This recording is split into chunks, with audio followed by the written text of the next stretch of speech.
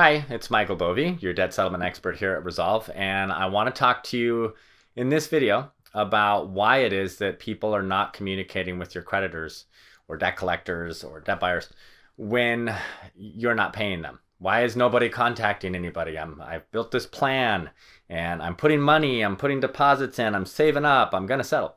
How come nobody's representing that? Well, there's a couple really good reasons. First off, creditors are going to communicate with you through the phone and letters and emails when you're not paying them. If we were to notify them that, hey, we're on the scene, you have any phone calls, just call us. Got any mail for Betty or John, just send it to us. A couple things that does. It interrupts the communication of your creditors, and your creditors might have something important to share with you. A good opportunity to get back on track with payments, sometimes even an offer. Pre-approved offers don't happen very often, and be careful when you take them. I cover that in the letters video because it can disrupt some other settlements that you want to get to first. But if a company interrupts that communication chain, you might be missing out on some offers and things that you wouldn't have to otherwise pay for.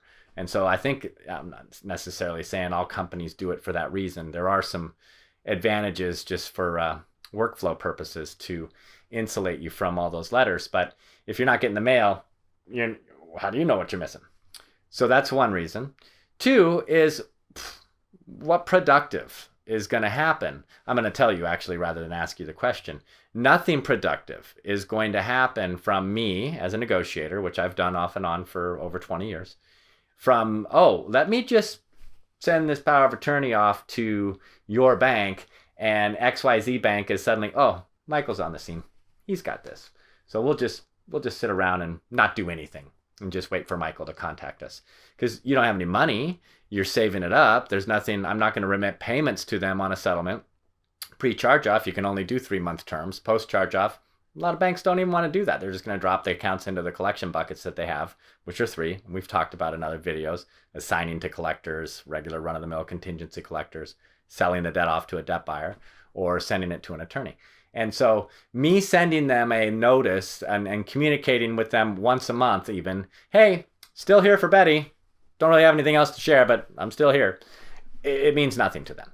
You have to have some resources that you're going to throw at this. And if you don't have enough of those resources, we're not going to be able to strike a deal for you to be able to follow up on, either in a lump sum or over any duration of time. And so it's pointless. And it kind of almost, if I were a creditor and I get these communications from certain companies and no follow-up before I'm ready to put those accounts into those 3 buckets, I don't believe them. How are they helping you? Kind of looks like they're helping themselves. And so it's not good from a building relationships perspective.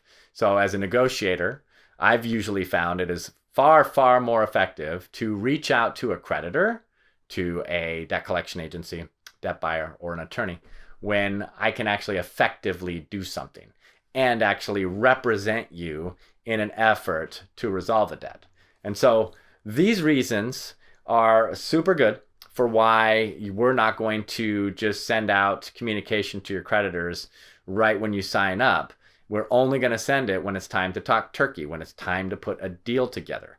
And yes, that does mean that you have to position yourself and be prepared for phone calls and for letters.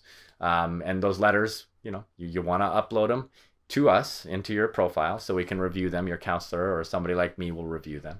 And the phone calls are typically not actionable unless something happens on the phone call that you want to talk about and there's an opportunity there. Most of the time, you don't want to pick up the phone because you don't have anything to talk about either. Again, not until something productive can be accomplished. Hope that helps.